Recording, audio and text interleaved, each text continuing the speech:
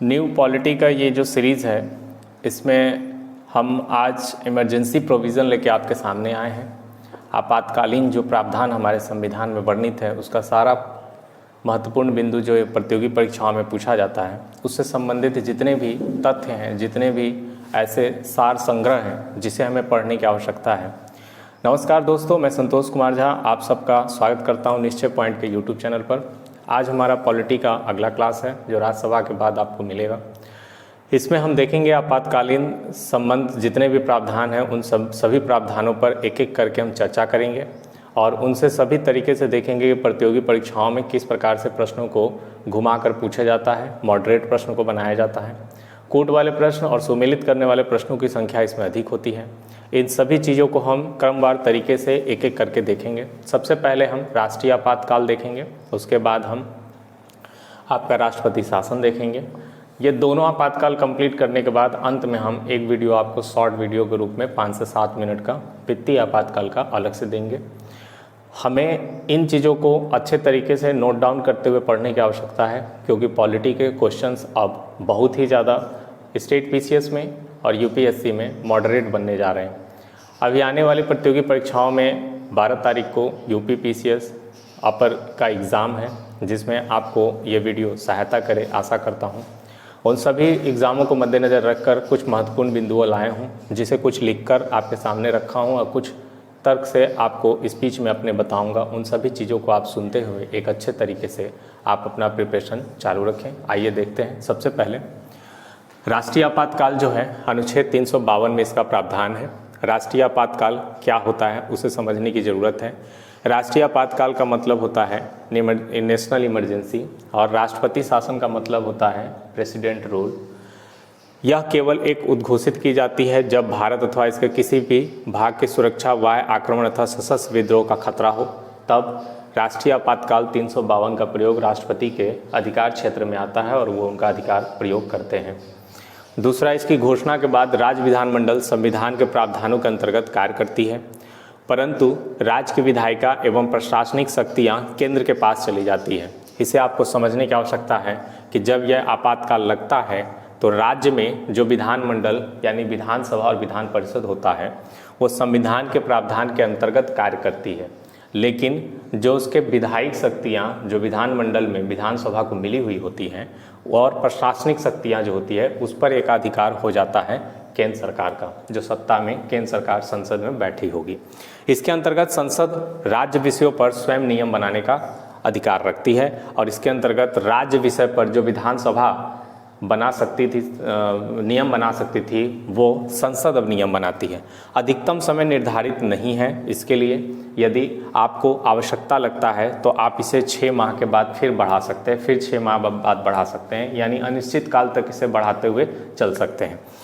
इसके अंतर्गत सभी राज्यों और केंद्र के बीच संबंध परिवर्तित हो जाते हैं। इसमें एक सबसे महत्वपूर्ण बात यही है कि ये जब ये लागू होता है तो राज्य और केंद्र के बीच के जो संबंध होती हैं वो बदल जाते हैं। यह विशेष बहुमत के द्वारा पारित होता है। याद रखिएगा, राष्ट्रीय आपातकाल साधारण बहुमत के द्वारा पारित नहीं होता है, विशेष बहुमत के द्वारा पारित होता है, और यह नागरिकों के मूल अधिकार को पूर्ण रूप से प्रभावित करता है। ये मुख्य पॉइंट्स ऐसे हैं जो केवल आपको किसी भी तरह से मेमोराइज़ करते हुए चलना है। मेमोराइज़ करते हुए समझ लीजिए ये केवल किस अवस्था में होता है। सशस्त्र विद्रोह, युद्ध, बाह्य आक्रमण, इन 3 रीजन की वजह से इसको लागू किया जाता है। सशस्त्र विद्रोह 1978 में इसको लागू किया गया, 1978 में संविधान संशोधन में इसे लाया गया था। सशस्त्र विद्रोह, इसका आंतरिक विद्रोह या आंतरिक उत्पात, कुछ ऐसे राज्य के अंदर कुछ ऐसे संवैधानिक तंत्र जो आंतरिक वजह से विफल हों, उनके वजह से इससे पहले शब्द रखा गया था, जिसे 1978 में सशस्त्र विद्रोह रखा गया। आइए, इसके बाद विधानमंडल का पूरा जो शक्ति है वो राज्य के पास न रहकर केंद्र के पास चली जाती है। संसद नियम बना सकती है राज्य के लिए। उसके बाद इसके लिए कोई निर्धारित समय सीमा नहीं है। प्रत्येक 6 वर्ष पर राष्ट्रपति, 6 माह पर इसे राष्ट्रपति क्या कर सकते हैं, आगे बढ़ा सकते हैं। और इसके अंतर्गत जो केंद्र और राज्य के बीच में संबंध है उसमें परिवर्तन देखने को मिलता है, और विशेष बहुमत के द्वारा इसे पारित किया जाता है और नागरिकों के मूल अधिकार पर यह प्रभाव छोड़ता है। ये पूरे राष्ट्रीय आपातकाल 352 अनुच्छेद के अंतर्गत आपको समझ लेना। अनुच्छेद 352 के अंतर्गत जब आप समझ लेते हैं, तब आप नेशनल इमरजेंसी के बाद प्रेसिडेंट रूल को देखेंगे। प्रेसिडेंट रूल में आपको राष्ट्रपति शासन 356 में है, जिसमें क्या क्या प्रावधान है उससे संबंधित आपको समझना है। इसकी घोषणा तब की जाती है जब कोई राज्य संविधान के अंतर्गत कार्य नहीं करता है, यानी राज्यों में ये लागू किया जाता है। युद्ध, बाह्य आक्रमण और सैन्य विद्रोह के आधार पर इसे लागू नहीं किया जाता है। इस बात को आपको याद रखना है। राष्ट्रपति शासन 356 में जो दिया गया है, जब कोई भी राज्य केंद्र सरकार के किसी संवैधानिक तंत्र या संवैधानिक आदेशों का पालन नहीं करता है और उससे हटकर अपने विशेष प्रकार से किसी भी प्रकार से एक विरोधाभास रखकर केंद्र सरकार के प्रति कार्य करता है, तब राष्ट्रपति के पास राष्ट्रपति शासन लगाने की शक्ति निहित है। राज्य कार्यपालिका बर्खास्त हो जाती है, राज्य विधायिका विघटित हो जाती है और राष्ट्रपति राज्यपाल के द्वारा वहाँ की संचालन प्रक्रिया को, शासन व्यवस्था को संचालित करते हैं, यानी वहाँ पर कर्ता धर्ता पूरे राज्यपाल हो जाते हैं। ये बात आपको याद रखनी है। संसद राज्य के नियमों को बनाने का अधिकार राष्ट्रपति या अन्य किसी प्राधिकारी को सौंप सकता है, यानी इसमें जो संसद के पास राज्य के लिए नियम बनाने का अधिकार है वो राष्ट्रपति को भी दे सकते हैं और राष्ट्रपति चाहे तो अपने द्वारा किसी अन्य प्राधिकारी को सौंप सकते हैं। इसके लिए अधिकतम 3 वर्ष रखे गए हैं, यानी राष्ट्रपति शासन की अधिकतम समय सीमा 3 वर्ष रखी गई है। इस 3 वर्ष के बाद इसे किसी भी अवस्था में संवैधानिक तंत्र वहाँ पर आपको क्या करना होगा, बहाल करना होगा। संसद द्वारा सामान्य बहुमत द्वारा पारित होता है। ये संसद में किसी विशेष बहुमत को लाने की आवश्यकता नहीं है इसके लिए। यह नागरिकों के मूल अधिकारों को प्रभावित करता है, जैसा कि राष्ट्रीय आपातकाल भी नागरिकों के मूल अधिकारों को प्रभावित करता है, उसी प्रकार राष्ट्रपति शासन भी नागरिकों के मूल अधिकारों को प्रभावित करता है। राष्ट्रपति स्वयं ही इसे वापस ले सकते हैं, उनके विवेकाधिकार पर है। ये कुछ ऐसे महत्वपूर्ण बिंदु है जिसे राष्ट्रपति शासन और राष्ट्रीय आपातकाल में आपको समझना है। राष्ट्रीय आपातकाल, राष्ट्रपति शासन, अब हम देखेंगे कि किस अवस्था में कैसे कितनी बार लग चुका है और इसके पीछे का आलोचनात्मक वर्णन क्या है, इससे संबंधित हम देखेंगे। राष्ट्रीय आपातकाल की अगर हम बात करते हैं तो राष्ट्रीय आपातकाल जो आपका है, ये मुख्य रूप से इसमें बहुत सारे ऐसे पॉइंट्स या ऐसी चीज़ें कही गई हैं जिसमें आंतरिक गड़बड़ी, ये सब चीज़ें, युद्ध, वाह्य आक्रमण या युद्ध की अवस्था, 2 व्यवस्था पहले थी। 44वें संविधान संशोधन में आंतरिक गड़बड़ी वर्ड को हटाकर सशस्त्र विद्रोह, इसको शामिल किया गया था राष्ट्रीय आपातकाल में। राष्ट्रीय आपातकाल आपके यहाँ 3 बार मुख्य रूप से लगा है, जो आपको याद रखना है। 3 बार मुख्य रूप से लगा है। अंतिम बार 1975 में इंदिरा गांधी के द्वारा लगा था। बहुत सारे वीडियोस आपको मिल जाएंगे जो इंदिरा गांधी संबंधित प्रावधानित करते हैं कि किस लिए, किस अवस्था में इंदिरा गांधी ने लगाया था। आपको इतना बस समझ के रखना है कि 2 आपके पास जो आपातकाल प्रारंभिक लगे थे, राष्ट्रीय आपातकाल जो प्रारंभिक लगे थे, वो युद्ध, एक आपका पाकिस्तान और एक चाइना के द्वारा जो युद्ध हुआ था उसके आधार पर लगा था, 1962 और 1971। 1975 में जो तीसरा लगा था वो सशस्त्र विद्रोह यानी आंतरिक गड़बड़ी कह के या इसका रीजन दे के, आलोचनात्मक टिप्पणी है इस पर, आलोचनात्मक वर्णन आपको मिलेगा, इंदिरा गांधी के द्वारा लगाया गया था।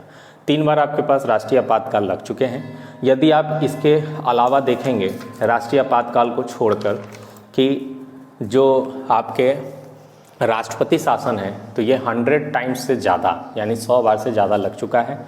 सबसे पहले 1951 में पंजाब की सरकार यानी पंजाब राज्य में इसको लगाया गया था राष्ट्रपति शासन। उसके बाद लगभग प्रत्येक राज्यों में इसे लगाया जा चुका है। उत्तर प्रदेश में 9 बार इसका राष्ट्रपति शासन लग चुका है।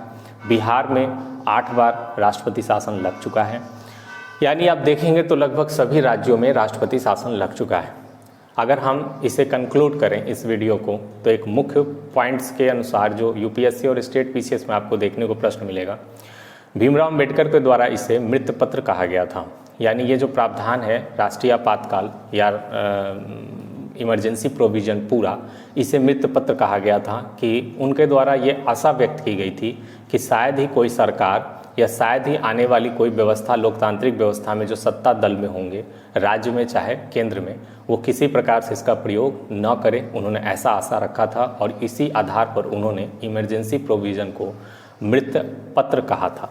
इस बात को आपको याद रखना है। इसके अलावा हम देखते हैं जब राष्ट्रीय आपातकाल की राष्ट्रपति शासन की बात जब देखते हैं, राष्ट्रपति शासन 100 टाइम्स जब राज्यों में लग चुका है तो इसके पीछे बहुत सारे आलोचनात्मक टिप्पणी है कि कभी भी सरकार ऐसी परिस्थिति में, जिस परिस्थिति के कारण केवल लोकतांत्रिक व्यवस्था को बहाल करने के लिए नहीं लगाएगी, ये सब चीज़ें बताई गई है। जैसे हम आपको एक इंसिडेंट बता देते हैं, एक छोटा सा स्टोरी। 1977 में पहली बार कांग्रेस सरकार की जो सरकार थी वो गिर गई और मोरारजी देसाई प्रधानमंत्री बने थे। मोरारजी देसाई प्रधानमंत्री बनते ही राष्ट्रपति शासन का प्रयोग करते हुए कांग्रेस की 9 राज्यों में कांग्रेस की जो सरकार थी उसको बर्खास्त कर दिया और वहाँ राष्ट्रपति शासन लगा दिया, इस आधार पर कि वहाँ पर जो बहुमत वाली दल है वो अपना बहुमत खो चुका है। उसी तरह 1980 में जैसे ही कांग्रेस वापस आई केंद्र की सरकार में, उन्होंने 9 राज्यों में ऐसे जगहों पर जहाँ पर दूसरी पार्टियाँ थीं उनके यहाँ पर राष्ट्रपति शासन लगा दिया, सेम रीजन देकर जो मोरारजी देसाई की सरकार ने दिया था कि बहुमत का यहाँ पर सरकार के पास बहुमत नहीं है। यानी अपने स्वार्थ और अपने हित को लेकर राष्ट्रपति शासन का प्रयोग हमें देखने को मिलता है कि हमारी लोकतांत्रिक व्यवस्था की परंपराओं में रहा है। लोकतांत्रिक व्यवस्था के शुरुआती परंपराओं में हम राष्ट्रपति शासन का दुरुपयोग देखते हैं, इसमें कोई दो राय नहीं है। जब मेंस के पेपर में आप आंसर्स राइटिंग करें तो इस पॉइंट्स को आप रखें, तथ्य के आधार पर रखें। तथ्य के आधार पर रखने पर आपके नंबर कटते नहीं हैं और अच्छे नंबर से आपके विवेक का जांच होता है। इसलिए आप सभी उन प्रोविज़न को याद रखें जो पहले घटित हुई है, वो तथ्य पर आधारित है, इतिहास में वर्णित है। संविधान के प्रावधानों का जहाँ भी संवैधानिक तंत्र के विफलता का एक सबसे बड़ा रीजन आपको देखने को मिलेगा तो राष्ट्रपति शासन, जो भी सरकारें केंद्र में रही हैं जो पुरानी व्यवस्था में, उन्होंने अपने हित और अपने विवेक के आधार पर, अपने स्वार्थ के आधार पर, अपने काम के आधार पर उन्होंने इसका भरपूर प्रयोग किया है। 2003 के बाद या 2002 के बाद अभी तक की व्यवस्था में ऐसी कोई भी परंपरागत जो पुरानी पद्धति चली आ रही है वो देखने को हमें नहीं मिलता है। और वास्तव में इस आधार पे हम कह सकते हैं कि वर्तमान समय में जो सरकार है, वर्तमान समय में जो तत्कालिक सरकार है आपकी, वो बहुत ही दूसरे तरीक़ों से या दूसरे पद्धति पर चलने वाली एक आने वाली आशावादी लोकतांत्रिक व्यवस्था को जन्म दे रही है और ये सबके हित के लिए अच्छा है। इन चीज़ों को ध्यान में रख के आप नोट डाउन करते हुए चलेंगे और आगे करते हुए अपने प्रतियोगी परीक्षाओं में तैयारी में निरंतर लगे रहें। यही शुभकामना के साथ हम अगली वीडियो में आपके लिए फिर आएंगे। धन्यवाद, नमस्कार।